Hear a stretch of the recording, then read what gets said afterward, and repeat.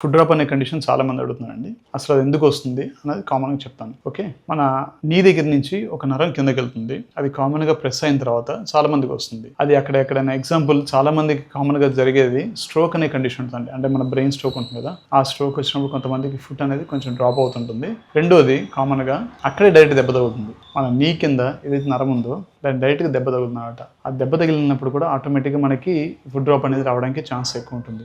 అయినప్పుడు మనం దానికి తీసుకోవాల్సిన జాగ్రత్తలు చెప్తాను. ఫస్ట్ ఆఫ్ ఆల్ మనకి స్ప్లింట్ వేసుకోవాలండి. ఒకవేళ ఫుడ్ డ్రాప్ కనుక మనకి ఎక్కువ ఉందంటే కనుక గ్రేడ్స్ ఉంటాయి. ఆ గ్రేడ్స్ కనుక మనం ఫిజియోథెరపీ డాక్టర్ కానీ లేకపోతే న్యూరాలజిస్ట్ కానీ మీకు సజెస్ట్ చేస్తారు.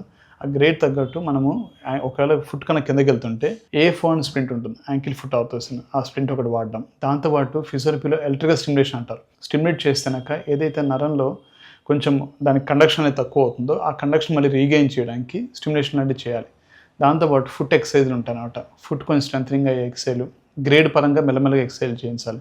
ఇవన్నీ కొంచెం సీనియర్ ఎక్స్పీరియన్స్డ్ ఫిజియోథెరపీ డాక్టర్ గారు మీకు గైడ్ చేయగలరు ఆ విధంగా. దాంతోపాటు తర్వాత ఫ్యూచర్లో మళ్ళీ ఈ ప్రాబ్లం ఎక్కువ రాకుండా అక్కడున్న మజిల్స్ స్ట్రాంగ్ చేసుకోవడం, కింద ఉన్న యాంకిల్ జాయింట్ని నీ జాయింట్ని కూడా స్ట్రాంగ్ చేసుకోవడం అనేది కూడా మనం పక్కనగా చేసుకోవాల్సిన ప్యారల్గా మనం చేసుకోవాల్సిన వర్క్ అనమాట.